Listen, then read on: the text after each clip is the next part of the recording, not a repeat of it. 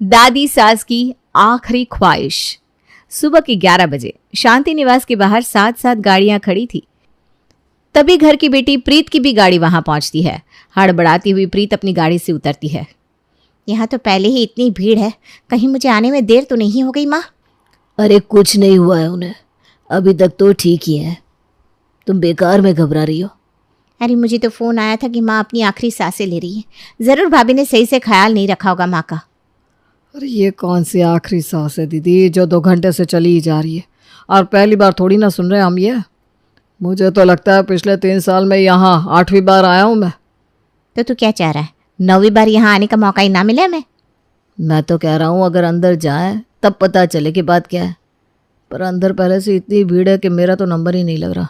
आपको अंदर जाने कहाँ मिलेगा? अरे मैं उनकी अपनी बेटी हूँ, सगी बेटी। मैं जाती हूँ अंदर, कैसे नहीं जाने देंगे मुझे? और प्रीत जगह बनाकर मोहन के साथ अंदर आती है, जहां सोफे पर उसकी मां शांति लेटी हुई थी। दीदी आ गई आप, देखिए ना अम्मा जी को क्या हो रहा है। अरे बेटा तू आ गई, अब तो जाने नहीं भलाई लगती है बेटा, प्रभु का बुलावा आ गया। ओह ये तो बहुत बुरा हुआ। भाभी इनसे पूछिए तो सही उनकी आखिरी इच्छा क्या है। जाने वाले की आखिरी इच्छा पूछनी चाहिए। अम्मा जी की आखिरी इच्छा पूछने की मेरी तो हिम्मत नहीं हो रही भैया, आप ही पूछ लीजिए। अब बुआ जी कोई आखिरी इच्छा है तो बता दीजिए। मेरा पोता जो विलायत में है सौरभ, उसे अगर देख लेती तो कलेजे को शांति पड़ जाती, फिर आराम से मर भी जाती तो गम नहीं होता। अरे भैया तो आप बुला क्यों नहीं रहे उस सौरभ को? कहाँ है सौरभ? अरे वो तो यूएस में एमबीए करने गया है ना दीदी, 6 महीने भी नहीं हुए हैं उसे गए, और वहाँ उसके एग्ज़ाम्स चल रहे हैं।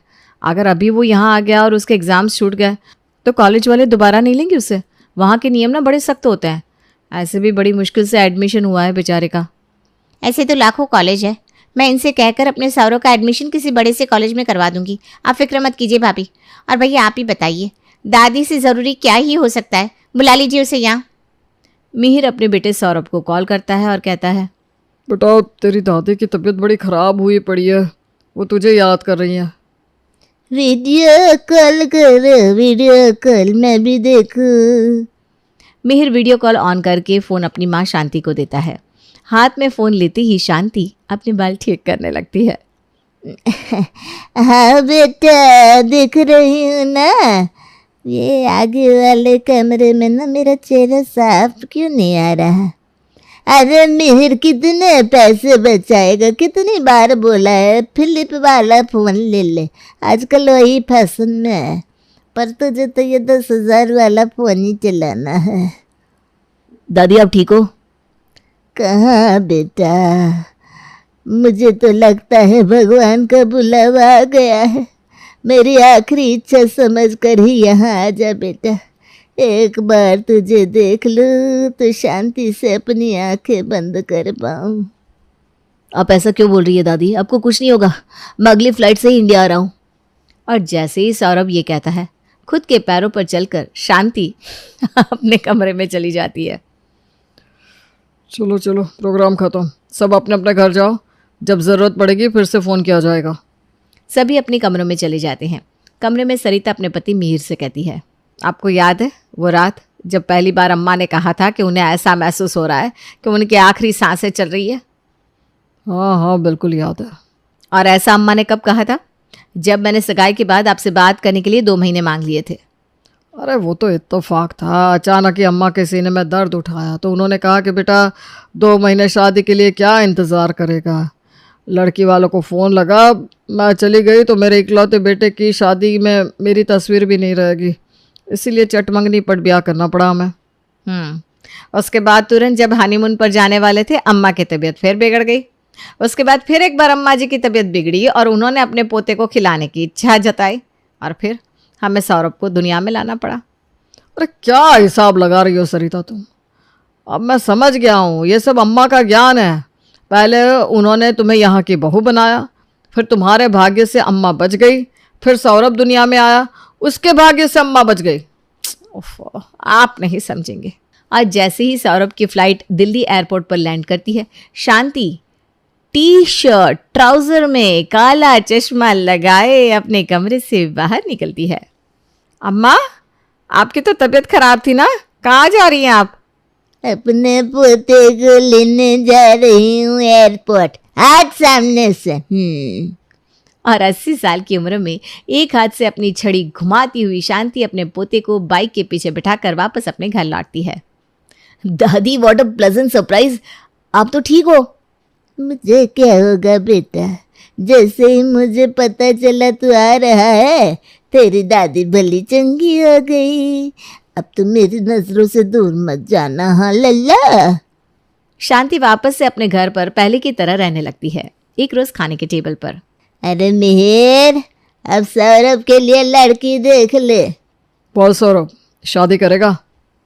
अरे अभी तो ये 26 साल का है जी, खुद का बनियान तो ये धोता नहीं, शादी क्या करेगा? मम्मी बिल्कुल ठीक कह रही है पापा, मुझे नहीं लगता कि I am ready for it. मेरी जब शादी हुई थी 9 बरस की थी मैं। अगर उस उम्र में मैं रेडी हो सकती हूँ तो मेरी उम्र की तिगुनी उम्र में तू तैयार नहीं हो सकता बेटा। समय भी तो बदला ना अम्मा, जैसे आपकी शादी 9 साल में हुई, मेरी 22 में। आजकल तो लड़के लड़कियां 40 की उम्र में शादी कर रहे हैं, तो हम अपने बेटे को कम से कम 4-5 साल तो दे ही सकते हैं। मैं क्या ही बोलूँ, जैसा तुम सबको ठीक लगे। और ये कहते ही शांति अपनी चेयर से उठकर जरा आगे बढ़ती है कि उसके सीने में दर्द उठ जाता है। अपना सीना पकड़कर शांति जोर से चीखती है, लगता है मेरे सीने में दर्द उठाया है। शांति की आवाज़ सुनते ही सभी उसकी ओर भागने लगते हैं। अब ठीक तो है ना दादी? अब क्या ठीक क्या बेकार, तेरी दादी परलोक जाने वाली है बेटा। सोचा था पोते की लुगाई को देख लूंगी तो जाते जाते आराम से जाऊंगी। और फिर वही शांति की बिगड़ी तबीयत को लेकर सभी उसके घर पहुंचते हैं। अपनी दादी की आखिरी इच्छा भी पूरी नहीं करेगा क्या तू? अरे कर लेना शादी। अरे पर मैं सेटल कहाँ हूँ बुआ? अरे शादी के बाद सेटल नहीं होते क्या लोग? तेरे फूफा जी को ही देख ले, शादी के बाद उनकी सरकारी नौकरी हुई, पहले 1000-2000 कमाते थे।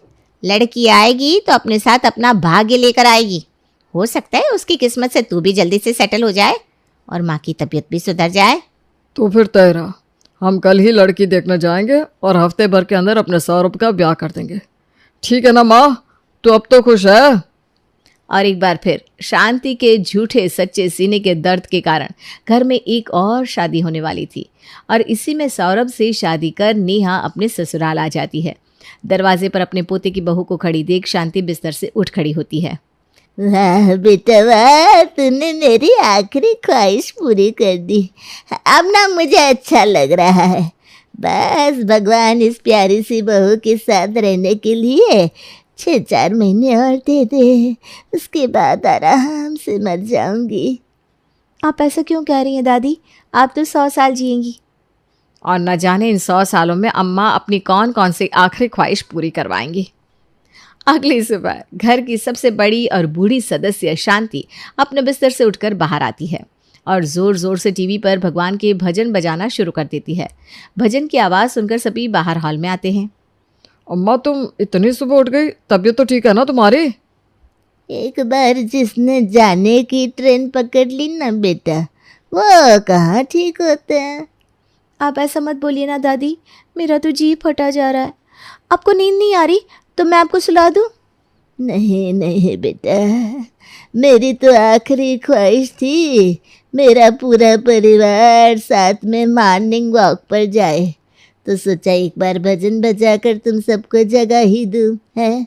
अब पता नहीं शाम तक हूँ कि दोपहर तक हूँ, तो सुबह मैं तो मॉर्निंग वॉक कर ही लूँ। तो फिर ठीक है, मैं अभी ट्रैक सूट पहन कर आती हूँ दादी माँ, हम सब चलेंगे मॉर्निंग वॉक पर। क्यों मम्मी जी? चलना ही पड़ेगा बहू, अम्मा जी की आखिरी ख्वाहिश जो है ये। आगे आगे अम्मा, पीछे पीछे पूरा शांति निवास हाँफता हुआ ग्राउंड के चक्कर लगा रहा था सीटी बजाते हुए।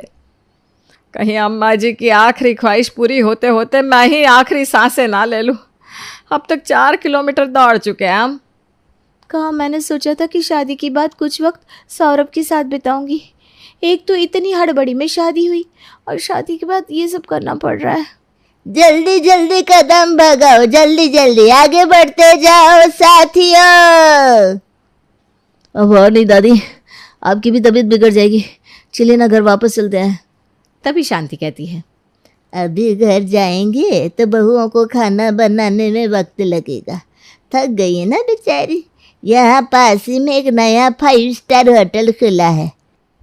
तेरे पापा पूरी जिंदगी कहते रहे, शांति जी आपको 5 सितारा होटल लेकर जाऊंगा, पर इसके पहले कि वो मुझे 5 सितारा होटल ले जा पाते, वो बेचारे खुद ही सितारों में मिल गए।